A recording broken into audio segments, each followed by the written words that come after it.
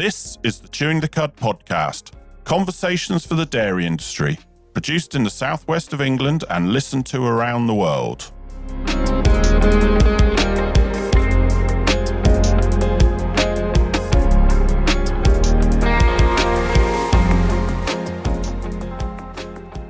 Hello, my name's Andrew Jones, and with me as always is Sarah Bolt. How are you doing, Sarah? I'm very well, thank you, Andrew. Just been on holiday for a week, so I'm fully refreshed. How are you? Yeah, I'm all right. Go anywhere exciting? Been up to Yorkshire, so quite a long way north from Somerset here, and lots of silaging and haymaking going on. Certainly a bit cooler than down here, so it was all very nice. It's certainly been a bit warm, and on that note, I hope everyone's been looking after themselves and the cows, making sure you're keeping in the shade and keeping well hydrated. And also, I'm shamelessly going to say, if you haven't already, listen back to our podcast from early May talking about skin cancer and melanoma. Very, very topical, should be at the moment with the weather we've had. Moving on to today's, we're talking to our guest about copper, and particularly excess copper. And I think they're right. I mean, the facts show that we are probably overfeeding copper, so it's one well worth listening to. Also mentioned by our guest is the fact that she's working with a PhD student from Harper Adams, and between them they're looking to try and establish some baselines, some more up-to-date information for what calves and young stock should be having in terms of copper levels. So if you're willing to participate and maybe have some of your feed sampled, that could be your milk replacer and your young stock feed. There are links in today's show notes and on the article on the website, that link to where you can find out more information about this and how you can participate in the survey if that's what you want to do. It's always really important, isn't it, that we can get as many farmers participating in these things as possible, because it all helps drive the knowledge forward. Well, exactly. And I mean, as we discuss in the podcast, it was, where does today's level come from? And nobody seems to actually know. It's just a line that everybody uses. So, it'd be really good, as you say, to get as many people participating as possible to try and find maybe a new level for what young stock should be. But other than that, I guess it's time to say go and enjoy.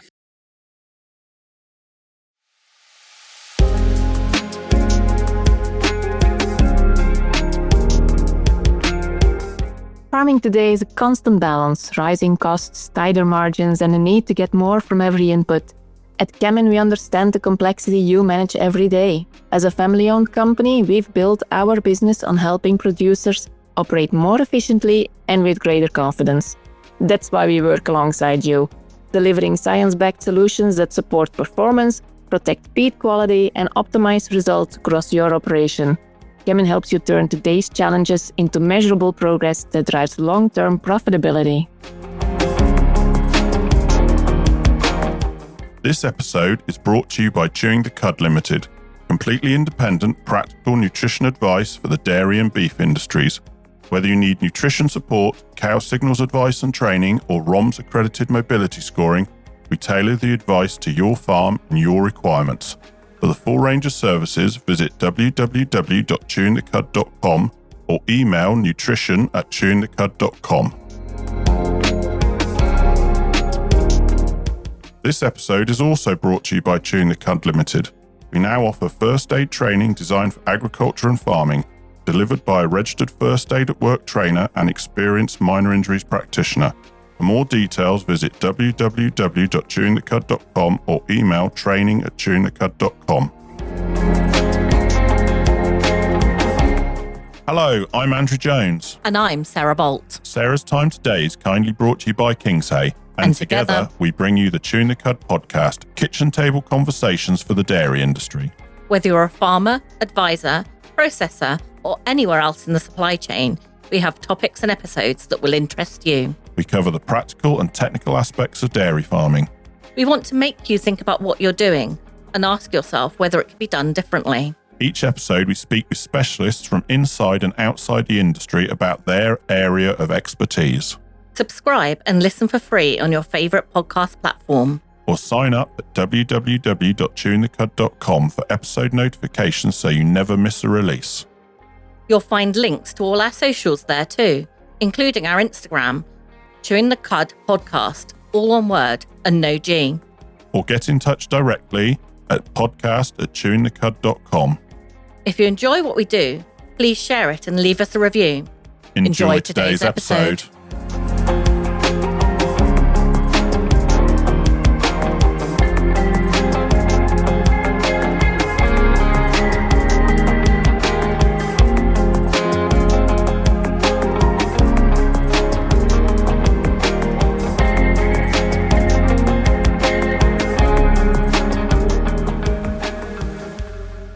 Hello and welcome back to Chewing the Cud podcast, and our guest today is Annie Williams. Hello, Annie. Hi, Andrew. How are you doing? Yeah, I'm great, thank you. How are you?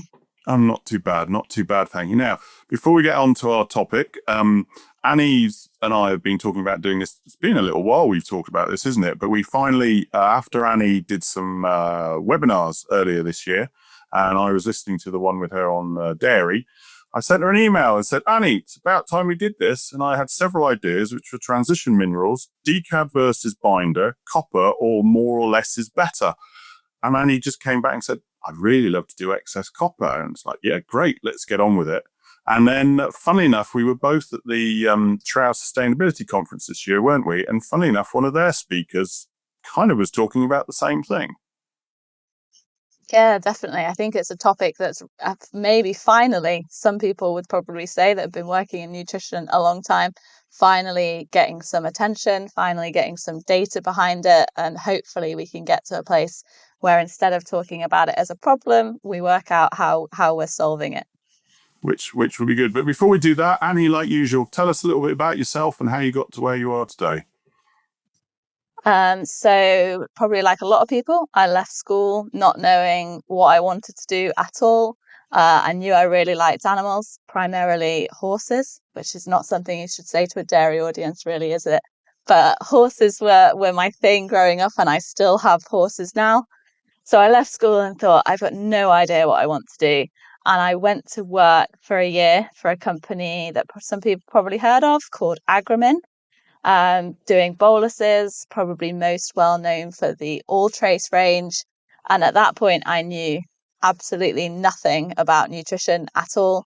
They were just a business that was local to me and would employ me for a year without a degree. So I went and worked in various departments for them, really liked working in R&D. And I thought, okay, if I'm going to do that, maybe I should go and get a degree. So I went to Liverpool to get a degree in bioveterinary science, went straight on from there to Nottingham to get a master's in animal nutrition. All in between, I worked for Agramin, moving around various departments, everything from the factory floor to sales to getting to do some hopefully quite exciting R&D on new products.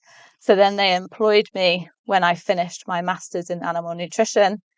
After about a year, I told them I'm getting a little bit bored now. I might go and do something different. You'll get that impression through my whole career that I don't sit still for very long.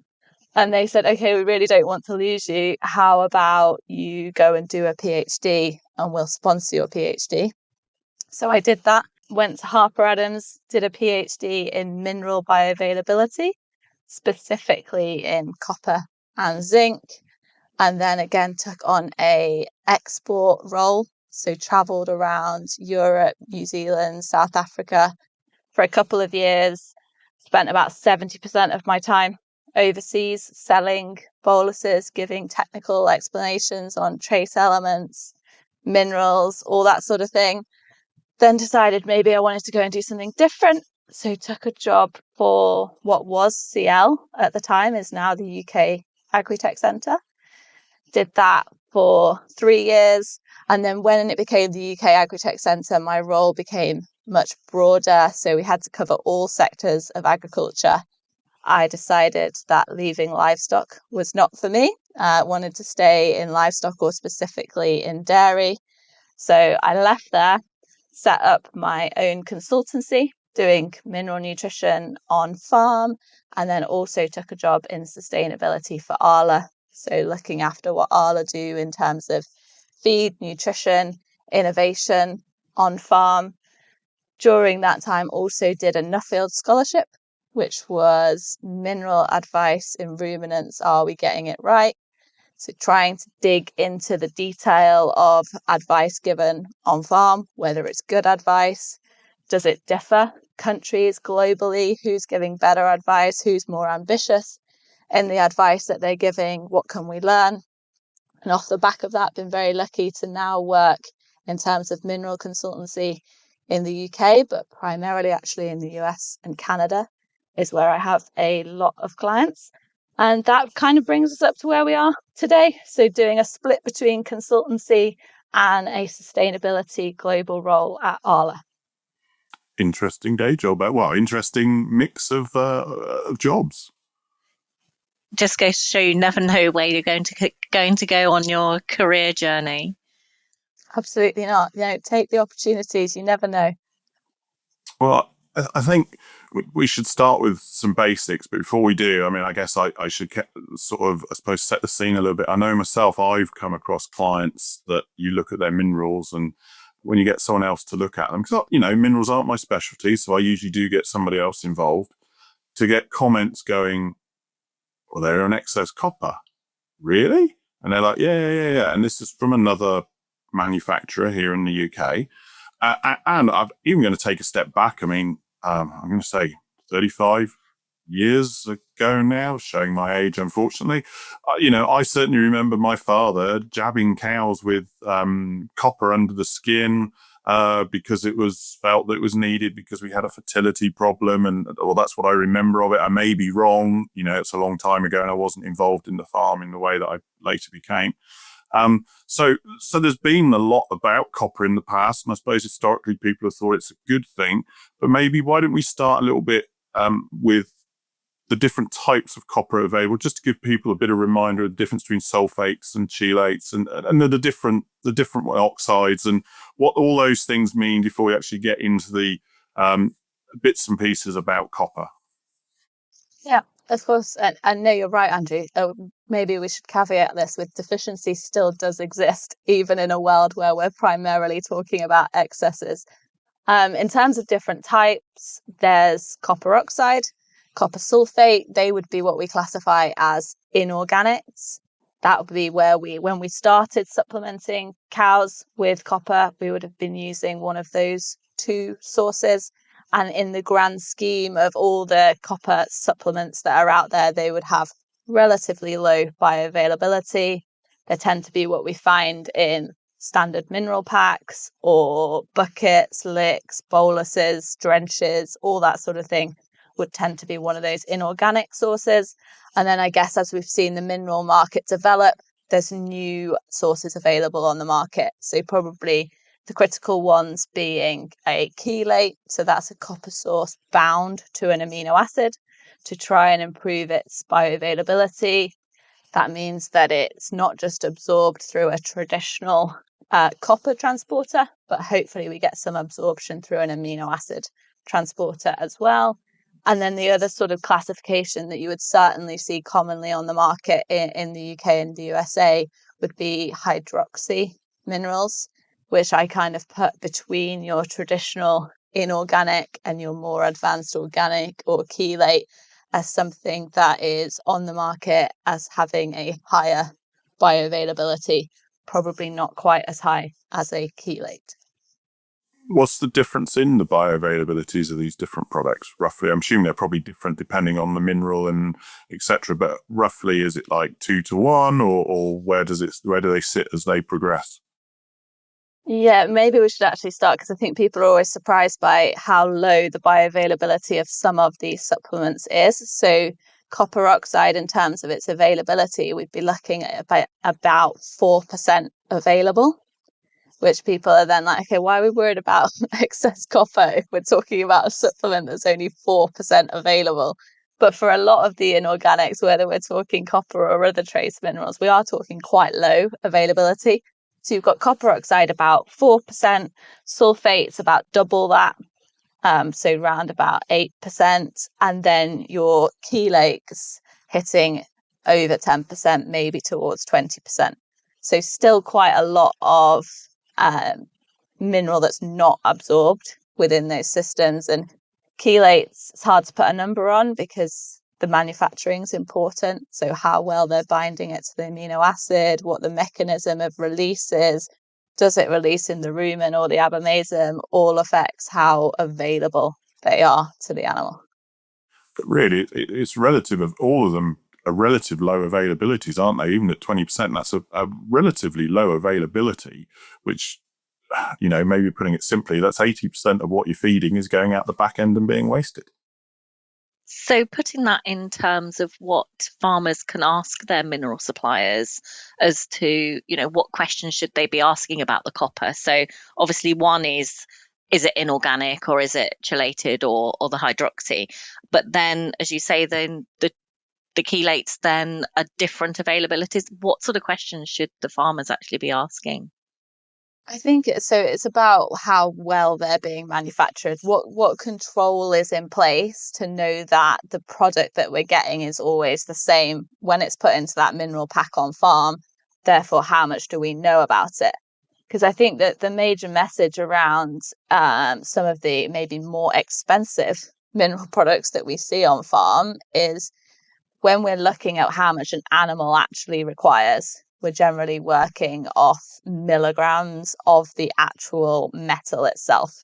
So if we're talking about copper oxide, we're converting copper oxide to copper. If we're talking about hydroxy copper, we're converting it to copper and formulating, let's say, for example, at 10 milligrams per kilogram dry matter. If we're using a source that's more available, it might be more expensive, but we should be able to use less of it to achieve the same outcome in terms of how that animal responds.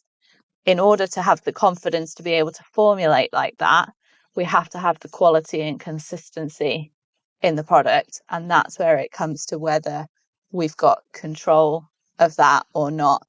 I mean, I would say in general, in sort of mineral packs, we should have control over those more bioavailable sources in terms of their quality. The opposite end of the market, where we see things like boluses, that's where we see a real discrepancy in how well those products are actually made. Those that talk to me will know I've got a real bee in my bonnet about boluses and their quality or sometimes lack of quality. And I would always be asking manufacturers for data. If you've got a claim, show me the data that proves your claim is true. So if you've got a bolus that's supposed to last for 6 months, show me that data from a cow or from a sheep, whatever we're talking about, to say that that will release for 6 months. Or if we're talking about a copper source that you're saying is twice as available, okay, show me the data that indicates that that's the case. Is there a situation when using one is better than using the other, or is it simply a case of you're paying for more availability, so you should be using less of it? There are some situations where one is better than the other, depending on the system that we're working in and therefore what we might be trying to achieve.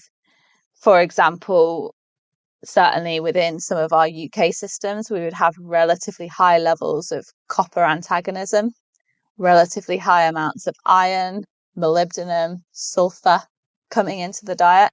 If that's a particular challenge and we're really trying to overcome that, one of the ways in which we can potentially achieve that is by using a different copper source that is less subject to antagonism within the rumen. There's also some work suggesting around potentially improvements in NDF digestibility from using some of the chelated sources over sulfates. I would say that research is not really, really solid, but there is some data out there suggesting that sulfates may have an impact in the rumen, and therefore, particularly maybe in higher performing dairy cows, where we're absolutely trying to optimize that rumen, we might look at using different sources of minerals just to mitigate that effect. So that's what I usually get told is when, oh, you've got a high producing cow, you better be using those chelates. That's when you should be using it. So it was good to ask that to you. But we're here to talk about copper. Before we start moving in onto the excesses or maybe deficiencies of copper, what is copper important for? What is it used for within the animal? Copper is important for almost every biological process in the animal. So involved in almost 300 enzymes in the cow's body, which means that probably excesses or deficiencies in copper we can pick up in all sorts of different metrics. So when we do research, we're primarily looking at fertility, we're looking at growth, and we're looking at the immune system, all as being affected by a deficiency in copper, but also an excess in copper, and primarily looking at how it accumulates in the liver and therefore potential problems that we can get from excess accumulation in the liver. So it's a very important mineral to be having because you say it's used so widely, but obviously by the sounds of it, I mean, I did a little bit of research before we came on there. You can tell me if this is true or not, but it was a survey suggests 50% of dairy cattle in the UK have elevated liver copper concentrations. Now, you tell me you know better about this than me. Do you think that's probably the case? Because by the sounds of it, while it's an important thing, it's something that, as we've already caveated, there can be deficiencies. But by the sounds of it, it sounds like a lot of the time there are excesses out there. Yeah, I'd say that is absolutely true. If we look at the published literature that was published it was probably more than 10 years ago, where they really went into abattoirs and looked at cull cows and their liver copper concentrations, over 40% of them were over the toxic range. So then if we come down from toxic to what we qualify as elevated, then yeah, I'd suggest that more than 50% of dairy cows are over that threshold. And we are potentially inhibiting their performance because of those excessive levels of copper in the liver. So picking up on that, I'm going back maybe sort of 10 or so years ago, but there weren't that many vets that would be confident to give a live liver biopsy. Now, I know that that's something in New Zealand is like they do it all the time, and therefore vets that have been to New Zealand tend to be much more confident in doing it. Is that still the case? Do we still see that as being one of the issues, that we don't get as many live liver biopsies as we could do to therefore be able to say whether we're getting that excess or not? Yeah, that's interesting, Sarah, because I spent some time in New Zealand when I was on minor fields and tried to understand how they're using that data and what they're actually doing with it in terms of decision making on farm. And actually, my conclusion was maybe they're not using it as much as they should be. So although they're collecting the data, is it actually driving action? Was maybe a different question. I wasn't actually sure, and I was only there 5 weeks, so you can't judge a whole country in that time. But yeah, I'm not sure that I really saw huge, we've done these livers, they've given us this result. They're saying we shouldn't use any copper, but we're going to use a little bit anyway, because we always do, kind of thing. But there's definitely, yeah, you're absolutely right. In the UK, I still think we see a mix of those vets that are confident and will go in and say, yeah, absolutely, let's biopsy these cows, let's have a look. And I'm very lucky that I work with some vets that when you say, can we have a look at this? I think we need more data. They absolutely will, versus those that where it's still a bit of a foreign concept to liver biopsy live cattle, and what are we going to gain from it? Is there some risk here? I still think that we've got kind of vets in both camps there. So the traditional blood testing, which is sort of, I guess, the other way of doing it, what is the difference between blood testing and liver biopsies? I'd probably go as far to say that there is no point blood testing for copper unless you think that you've got a copper deficiency, in which case you could pick that up in the blood. The way in which this would apply to cattle or to sheep the way in which they control their blood copper is within a really, really tight range. So what happens is we feed those cows copper, they ingest it. Obviously, we get that absorption that we've talked about that is actually relatively small. That goes in the blood and is immediately transported to the liver. They accumulate it within the liver, and then they control how much they release back into the blood within a really, really narrow range. So unless that liver is just about to run out of copper and therefore can't release any more, the bloods will always come out at the same number. If we reach a point where the liver copper has got so much copper in it, it can't accumulate anymore, we're on sort of the verge of toxicity, hemolytic crisis, that's when it'll release copper back into the blood, and we'll see bloods that are indicative of copper toxicity and high. But So when you're late. it's too late. When you're in that normal window and you get a blood result, so we'd be looking for a blood result between 9 and 19. And we generally find that most animals sit a specific number and don't really move from that number. You don't know where that means you are in terms of your liver. You could be about to run out. You could be copper toxic. It'll still say 10 on your blood result, and it'll say 10 2 months later and 2 months later after that. So blood copper, not really that helpful when we're trying to understand what the status of that animal is. I think you've probably answered what my next question was going to be, which was why does the excess copper accumulate so readily, and why don't cows just excrete it? But I think what you said is it goes to the liver, it sits there, and the liver regulates then what goes out in the blood. I think it's basically what you said, isn't it? Exactly that. And it's an evolutionary thing. It's something that they are designed to do because they're designed to live off diets that are pretty poor in terms of copper content.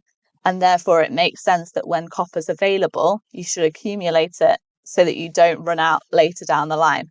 It just turns out that the way that we produce livestock these days, that doesn't quite fit the way they've evolved. So other than measuring it in the cow, what can we do to measure what's going into the animal? I guess is the other side of it, is to, sort of feed, forage, I guess water as well makes a difference. Yeah, absolutely. All of those things. And that's what I would do a lot of work on regularly, like a full mineral audit. What's going into these animals in terms of concentrate, what's going into them if you're feeding any straights, what's the composition of the forage, what's going in terms of water. And I guess in terms of forage and water, we're not only interested in the copper content of those things, we're also interested in the antagonism that's coming into those. So how much sulfur is there, how much iron is there, how much molybdenum is there, and how is that going to affect absorption of copper. We're also interested in any other supplement they've had, so whether that's an injectable, whether that's a drench, whether perhaps we're putting buckets out to dry cows that have been turned out or something like that. What's the copper content of all those? Where the complexity comes in with copper, I guess, compared to a lot of other minerals, is when I'm doing that sort of audit work, you're not just interested in what's happening to that animal right now, but I kind of need to know what's happened to it through its life. Where did it start as a calf? Did it have milk replacer and starter? Or is this something that's had whole milk? And then what's that weaning process? Have they then been turned out onto grass where there was antagonism? Have we reared them inside where perhaps we've had more copper in that diet? So also looking at that accumulation that's possible through the lifetime of that animal to give us an indication of what might be happening to it at the point that we're looking at it. So you've used the word antagonism quite a few times there. Can we sort of go back to basics and really tell us what you mean by that and what the implications are of it? Antagonism in this context is primarily for copper talking about sulfur, molybdenum and iron, which when they're in the diet go into the rumen alongside copper and they bind the copper. When they bind that copper in the rumen, they make it unavailable for absorption for the animal. So essentially, although the copper is there and present, it goes all the way through the digestive tract and is excreted, bound to one of those antagonists. Diets can be really variable in antagonism. So we would see, for example, grass-based diets traditionally much higher in antagonism because of iron and molybdenum versus more intensively fed TMR, whether we're feeding lots of cake, that sort of thing, where we've got much less of those elements present in the diet. Is the simple answer if you've got the antagonists to feed more, because then you're feeding more than what the antagonists are to give you what's available, or is that a bit of a simple answer? No, I think that is absolutely the right answer. The only thing maybe I would add is I think sometimes we overdo the effect of those antagonists. Coming back to what you were saying at the start, Andrew, of traditionally thinking about copper deficiency and it having an effect on various things like fertility, I think probably some of that narrative came from people looking at diets, and I get it all the time. People ring me up with their forage analysis and say, my molybdenum, the bar on it is red. That must be really bad. I must need to feed more copper. Whereas actually, I think that message has come through really clearly in the industry that we get copper antagonism, almost to the point where it's gone too far and people overdo its effect. And I'll look at analysis and go, it doesn't look that bad. I think we're fine. Like that's a normal sort of ish level going on there. We don't need to massively increase the copper. Let's leave it where it is. And to be honest, it's the overall balance of the diet, isn't it? It's not just what the forages are. So, you've got to be looking at the whole picture, not just one snapshot of that thing. But if we take a look at the range, then we're primarily here to talk about excess. Let's talk about what deficiency does. Now, maybe this is one. I think you said to me, was it when we were at the Trout conference, that a certain well-known vet had made a comment that everyone goes, they must be copper deficient, and wishes he'd never said that. Now, I'm not going to name the vet. You can if you want. That's up to you. But is that true? Because is that a misdemeanor that, let's be honest, everybody in the industry knows? You see that ginger reddish tinge, the first thing you go is copper deficient. Yeah, it drives me mad. I put something on my Instagram about it because people send me pictures of cows and they won't even be their own cows. They'll just send me pictures and say, these are definitely copper deficient, aren't they? And I'm like, you cannot tell that just by looking at them. So what you're referring to is this thing that people say rusty coat means a copper deficiency. Yes, it can be a sign, but it's not. If you were a vet, you would say it's not a differential diagnosis. There's other things that it can be. For example, it can literally be sunlight that has bleached the coat of those animals and then they look like they're a bit rusty coated. I wouldn't be using it as yes, those animals definitely need more copper. I need to see more evidence that that was the case before assuming that you've got a copper deficiency, and definitely before assuming you've got a copper deficiency in a dairy cow. So would you maybe say, look, it's an initial sign that maybe if you've got a problem is an indication where maybe you should start investigating, but don't take it as gospel that that's definitely what it is? Yeah, absolutely. There could be lots of reasons why that's happening. So let's put it into the system and evaluate whether we think that's true or not. That's good. So what are some of the symptoms of copper deficiency then? Because we said we'll start there and then move our way up across the spectrum. And I guess this is the challenge with copper, as is actually probably the case with a lot of minerals, that deficiency looks very similar to excess. So deficiency, we would have poor growth rates, we would have poor fertility, we would perhaps have animals within a group where, and we see this on farm regularly, don't we, where you've kind of got a disease burden that kind of won't go away. And you're like, why does this particular group of animals seem more prone to disease than these other groups that I've had on the farm previously? Just an indication that the immune system is not working as well as it could be. But yeah, so they would be the primary things that we'd see in deficiency. They would also be the primary things that we would see in excess. Not helping here, are you? So obviously, when we move across the spectrum, you've got the deficiency. When things are good, I'm guessing things are good. But what you're saying is when they're in excess, they're the same symptoms. Are there any other symptoms as well?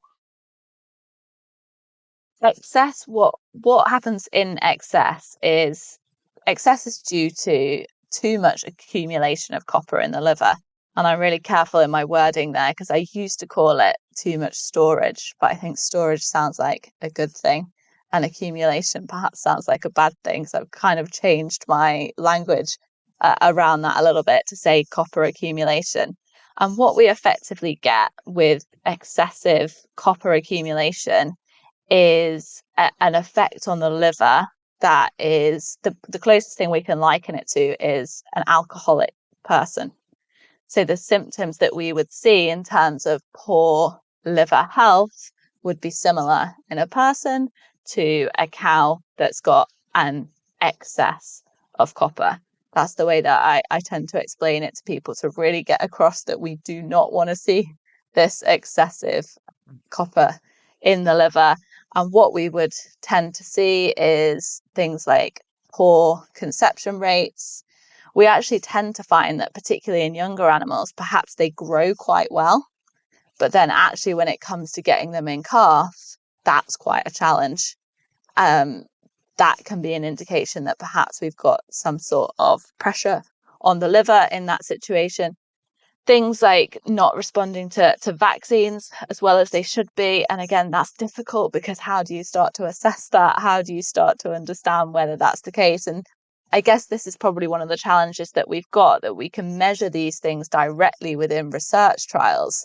But what are we actually looking for on farm can be quite difficult until we get to the point where we have got animals dropping dead because of copper toxicity. Trying to actually tie it down to absolutely this is what you would see if you had a problem on your farm is really quite difficult. Okay, I was going to say, because that was going to be my sort of next question, I guess, was how quickly, how soon, or obviously death is the ultimate, but at what point does death happen? But what you're saying is it can vary from farm to farm, because I guess it all depends on what's there and how long it's taking to build, etc., etc. Yeah, absolutely. And cattle are pretty resilient. So we haven't got cows dropping dead everywhere. In fact, I think I looked up how many cows we have died before coming onto the podcast. And I'm going to look it up. 148 between 2013 and 2024 that APHA have reported as because of copper toxicity. That was the primary cause. Which relatively isn't a big number. Relatively small. So it's trying to focus on this sort of subclinical area of what are we losing in terms of performance is where it's much harder to start to quantify those impacts and understand, certainly within the UK herd, what is the effect that we're having? How can we start to look at some of the research that's out there and multiply that up to say, okay, well, if we're having this much reduction on conception, if we're having this much change in growth, what are the overall impacts? I think that's probably the next stage that we need to go to in research so that we can actually really put some performance data forward onto farm and say, okay, these are, if you've got copper excesses, this is how it's impacting your performance and this is how it's impacting your bottom line. And equally, if it's an excess, they're actually feeding something that they don't need to be feeding, and actually could be saving themselves spending the money on that in the first place. So it's a win-win both ways, isn't it? Yeah, for sure, definitely. You mentioned the UK. What about the rest of the world? Because I mean, again, looking at some bits and pieces, I see is it NASEM 2021. Revised dry cow copper requirements upward by 40%, while high-producing cow requirements actually decreased by 45%. So there's definitely updates that have come, as an industry, we're realizing something. But what do you see? You say you're obviously working around the world. What do you see in terms of copper elsewhere in the world? Yeah, so those updates from NASM are interesting because that was because they changed the way that they calculate mineral requirements for cows across the board. So they basically changed from a body weight basis to a dry matter intake basis. When you think about that in terms of what a dry cow eats compared to a lactating cow, you're kind of landing at the same number by changing the way that you calculate. So that kind of makes sense. Working across the world, I would say we used to see a very similar picture in the US compared to the UK in terms of copper being supplied in excess. I don't see anywhere near that level anymore. They've drastically reduced their copper inputs in the US.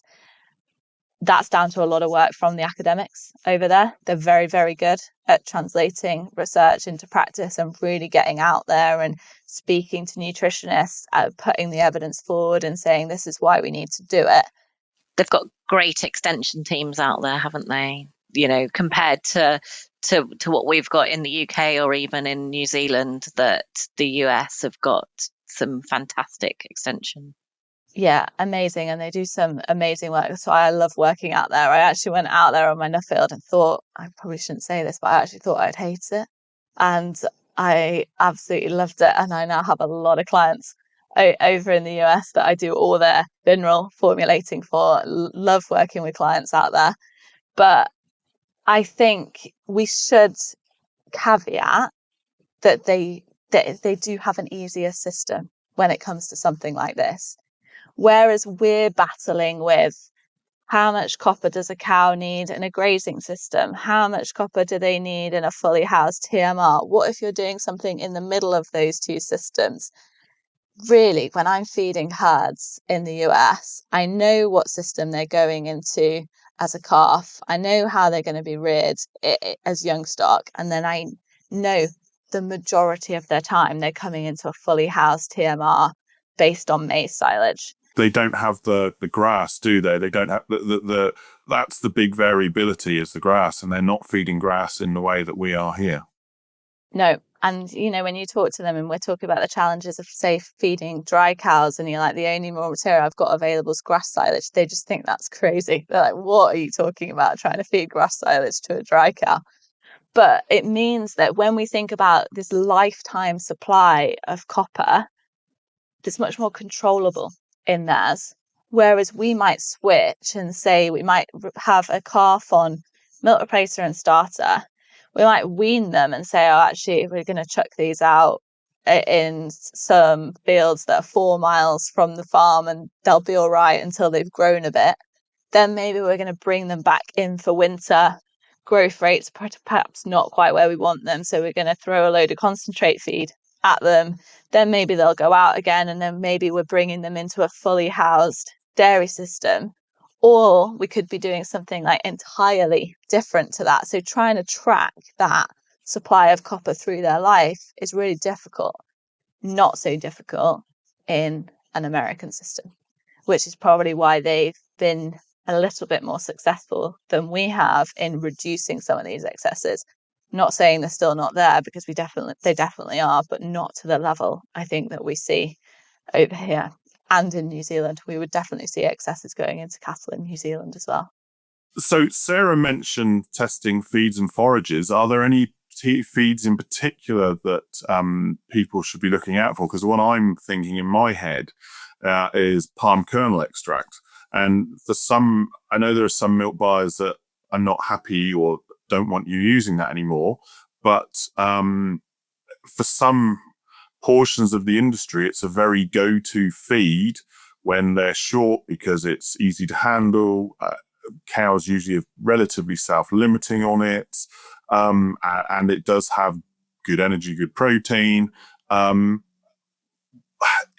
PK, thoughts on that? And as well, I was going to say, there are some feed merchants won't even stock it now because I know there's been problems, I think, with foreign bodies in it that have caused death of cows.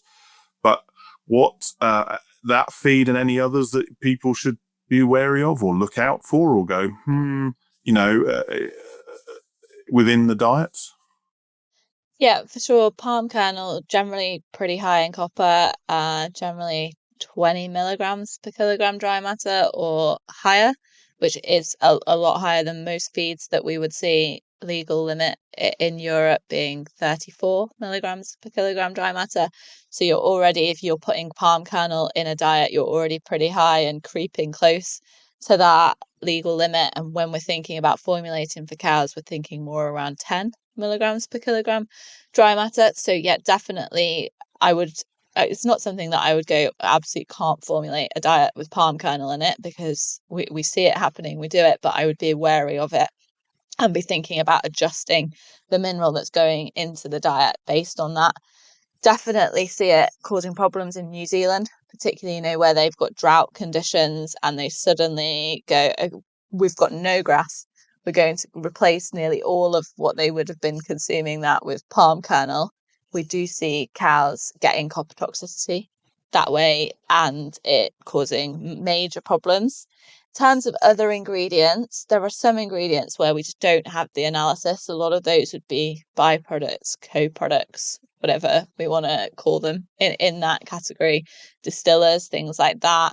For those, if we're adding significant amounts to diets, I think worth testing to understand what their composition is and if we're just adding a small amount, then we can have a bit of a guess.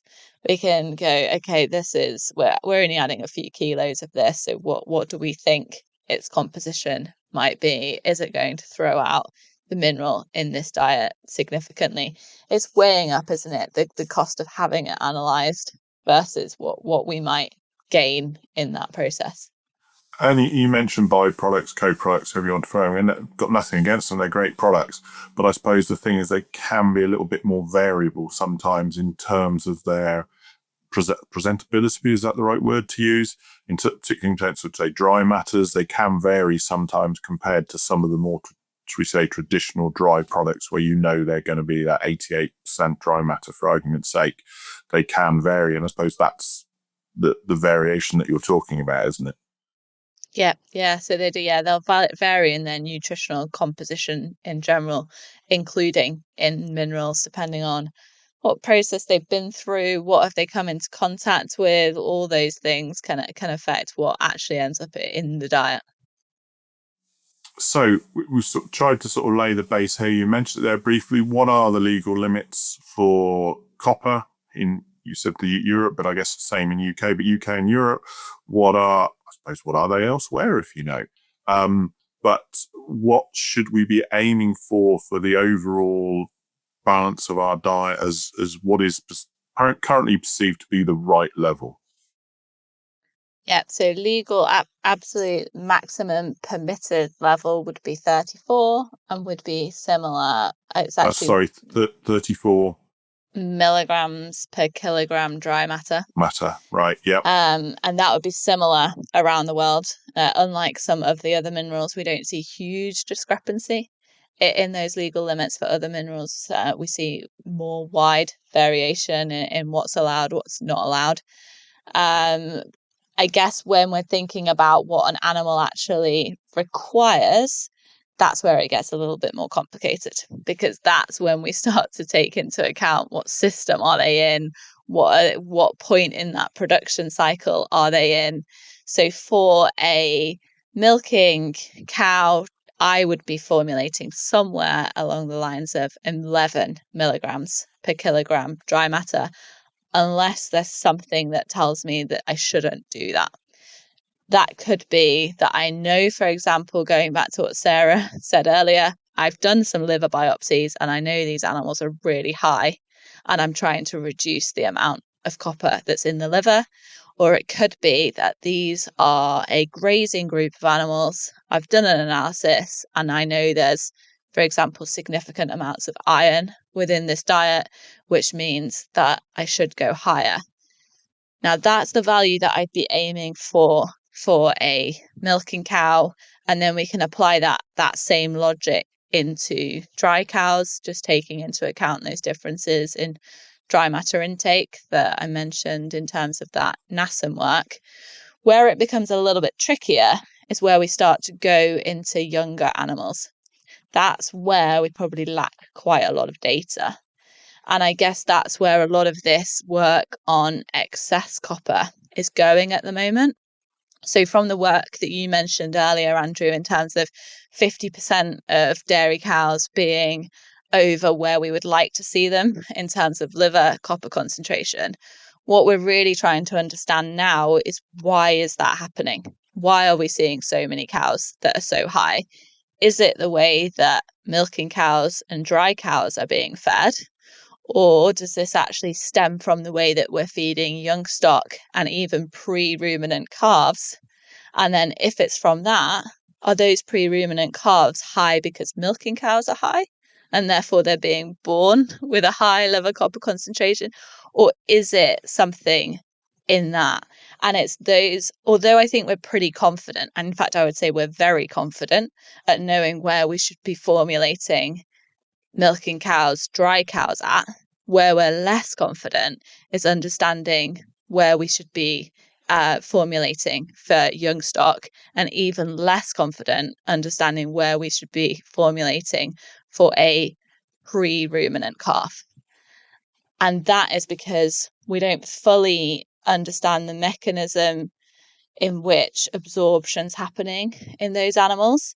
So where we started right at the start in terms of absorption of some of these copper supplements, we're saying that for most copper supplements on the market, or copper just generally that's present naturally in the diet, for an adult cattle, they're absorbing less than 10% of it, let's say. For a pre-ruminant calf, we know that they're absorbing over 60% of it, probably maybe even closer to 70 or 80% of it, because they don't have a functioning rumen. So we're putting that copper essentially directly into the abomasum. And I think it's there that we really need to understand more research in terms of how we should be formulating. So the general guidance that's out there at the moment would be formulating at 5 milligrams per kilogram dry matter in milk replacer, 12 milligrams per kilogram dry matter in starter feed. But if we look at whole milk that comes from a cow, we would rarely see it over 1 milligram per kilogram dry matter. So actually what we're doing in terms of whatever we want to call these synthetic diets, man-made diets, is quite different to what actually occurs naturally. And in terms of this whole excess copper story, I think that's the bit we're really trying to unpick at the moment. Have we got a problem through this cycle because calves are being born with higher liver coppers, or through the way that we produce them through this milk replacer starter feed? And we could come on to the fact that we're feeding more and more milk replacer, which I won't say is a bad thing because people be on my case. But are we considering it in terms of its composition for minerals and how much mineral we're actually putting into these young animals, their ability to absorb it, etc., etc. So where I think we're going to see development in terms of formulation is really in these pre-ruminant animals, and really understanding how much copper we should be putting into those, which then hopefully gives us a better picture to formulate more accurately through that animal's lifetime. That was a really long answer to that question, sorry. No, that's fine. It's what we're here for. But if you're saying that milk is naturally, around, did you say 1 milligram? That's, max, let's say. Max. Is there, two questions as part one, is there variation depending on what the level is in the cow? But if you're saying the liver regulates it, I'm guessing unless it's massively excessive or massively low, it probably isn't a major variation. But two, if it's 1 maximum, why are we feeding 5? I think that's a great question, and I wish I knew the answer to that. I don't know the answer. I don't know where 5 came from. So I'm guessing it's historical for whatever reason. Maybe it was before we knew what whole milk was. I don't know. The other thing is that perhaps calves often don't go out until the second season, and therefore they're not on grass, so they're probably not getting some of those antagonistics of iron and molybdenum as well, whereas naturally they'd be out grazing grass as well right from the start. So that could, I guess, have an impact as well. Yeah, absolutely. And I think we are really starting to put this picture together now. There's some interesting work, obviously, with the huge rise in dairy beef, There's some interesting work coming out of Steph Hansen's lab in the US, obviously primarily looking over there at beef in feedlot systems. And then they're trying to put these dairy beef directly into these feedlot systems, almost, trying to do like for like, and understanding actually, why are these animals not performing very well in this system? And she's been doing quite a lot of work actually saying it's because they're coming in with quite a different mineral profile to what a traditional beef animal would enter that feedlot system at, because they're coming from this dairy system where they've had this milk replacer, they've had starter. They're not, although we think that we're putting them in exactly the same system, we're really not, and trying to understand the impact that we're having on those animals and what we can do about it, perhaps formulating lower when they come into that system to give them the opportunity to mobilize some of that copper out of the liver. And that would be the same for some of the other minerals that we're seeing as well, trying to understand what impact we have by putting things into milk replacer, into starter, and do we actually need to put in as much as we put in? What impact are we having on that animal's performance, not just them, but as they go forward through their life?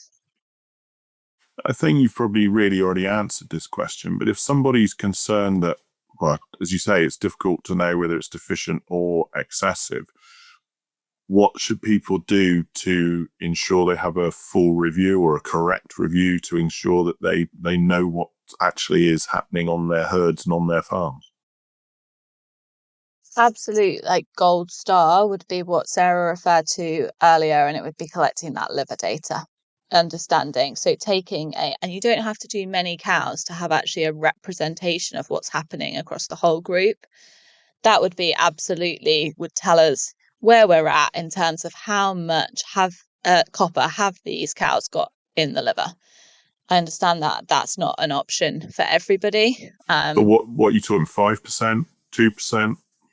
In terms of numbers? So in terms of numbers, I would say 6 cows within a management group is representative. So if we're managing all cows the same across the group, then we can do 6 animals and have a really good idea of what's going on across all of them.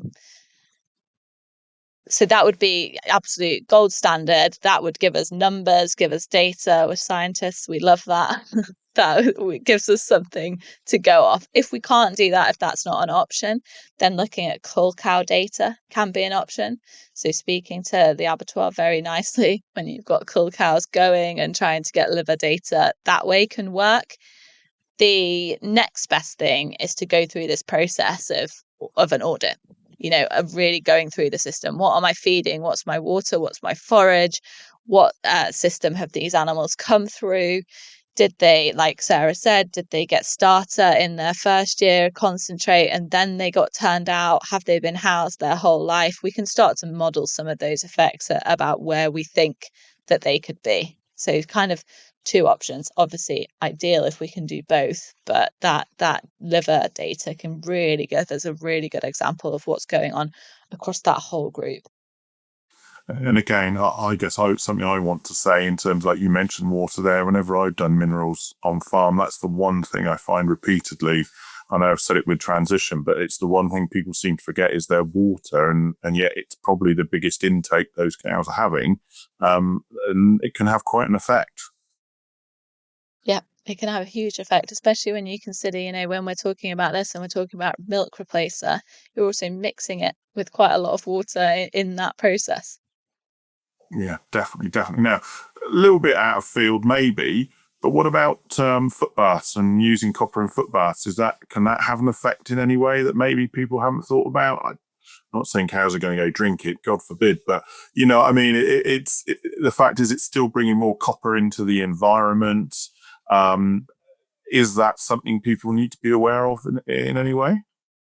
I don't think so. I don't think we've got any data to suggest that would be having a big impact. Obviously, it probably depends on assuming that you've got your foot bath well away from any feed so that it's not getting splashed and contaminated. Then no, I don't think that we can suggest that it would drive any impact in terms of their copper status. I mean, I guess it could end up in the slurry pit, which then could end up out on the field, which could then end up in the forage, etc. But I guess when you go through all of those processes, it's not a huge amount to be concerned that's about. more indirect than direct effect, maybe. You've talked about some of the unknowns there that we perhaps need some more research. Is there any research currently going on in the UK or around the world that we should be aware of that we need to keep our eyes and ears open for the future? Yeah, so I think there's lots of research going on in this area at the moment, both in the US and in the UK. I mentioned that Steph Hansen's lab in the US are doing quite a lot of research in this area. Also, Harper Adams over in the UK. So I try, even though I work in consultancy role now, try and stay as involved in research as I can. There's a PhD student called Amy Marsh at Harper Adams, whose project is really trying to unpick some of these unknowns that we've got in absorption of copper in young stock, particularly in these pre-ruminant calves. We've got some work that is UK only at the moment, probably with some ambition to make it global in the future, that is looking, and it's pretty basic survey work. I mean, I won't say it's basic because Amy's got to unpick it all statistically, but it's looking at starter, milk replacer, how calves are produced on farm. And it's essentially survey data. So interested in, it is specific to dairy at the moment, but if people want to get involved in that, if they're willing to supply survey data and have their milk replacer and starter feed sampled for its copper content, which is all done in the lab at Harper Adams, do get in contact. We'd love to have as many farms as possible on that trial to make that hopefully a really strong result for the industry. The aim being that we come out and we say, instead of saying what I said before, which is milk replacer is 5 and starter feed is 12, that we come out and say, no, milk replacer should be this number and starter feed should be this number. That would be the aim of that research if we can get there. You mentioned there dairy, and I guess it's something we haven't really talked about. I'm guessing it's probably not massively different, maybe, than what you'd feed young stock anyway. Beef, is there any big differences in beef, what you should be feeding them, levels for them? I think there are some differences because of what I've referred to in terms of it being a lifetime approach. In dairy, obviously having like significant amounts of milk replacers, significant amounts of starter feed, and the impact that has on their liver copper as young animals. Whereas beef, if we're talking about a suckler beef system, thinking about them as being on whole milk and then perhaps going on to, depending on production, more forage based, then yes, we would see some differences. So although we don't necessarily see differences in terms of how those animals absorb, metabolize copper, and therefore don't see massive differences probably in requirement, when we actually break it down and start to look at it on a systems basis, then we probably do. And certainly across the beef industry, I would still see a number of cases of copper deficiency, where I could say these animals would perform better if we got a bit more copper in these diets. That'd be very rare in dairy. So looking at the time, I guess it's time we start wrapping this up. So any last words of wisdom from yourself, Annie? I would say evaluate copper in the system that you have on farm to understand where the weak points are, where they're going to accumulate copper, where they're going to use copper, so that we can formulate more accurately and we can get better animal performance. Well, that's any mineral really, isn't it? But obviously today we're here talking about copper. Sarah? I think the thing that I've learnt from today's chat is that actually I always thought perhaps copper deficiency was probably more of the issue than excess. And perhaps that's something that's just historic, that I'm getting a bit long in the tooth and remember, a lot of what we were talking about earlier. So it's a case of, I think it's really highlighted the fact of, there is this excess out there, and we always talk about lead and molybdenum and go, oh, it's all right, we've got really high levels of that in this region, so it's going to be locking it up, so it doesn't matter that we're feeding a bit more or the like. And I think it's just actually, as you say, it's back to have a look at your own system, have a look at your own cows, and actually really, it's back to sort of the King's Hay mantra of measure and monitor to make an informed management decision. I think that's what everything in farming's about, but I think particularly in this instant, it's very appropriate.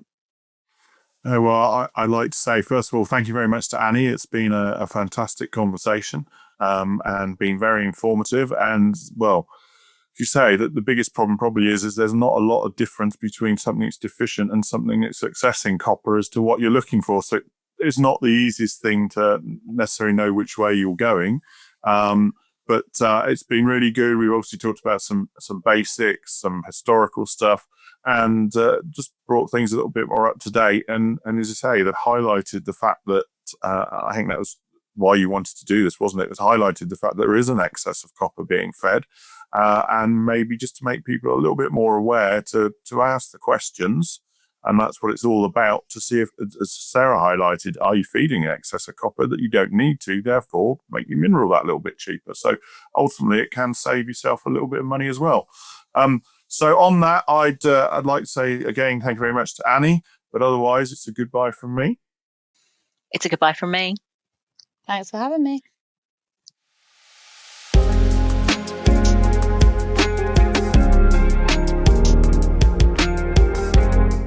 Arm & Hammer Animal Nutrition are pleased to support Chewing the Cud podcast. We're all in when it comes to supporting healthy, productive farm animals. Please visit ahanimalnutrition.com for more information.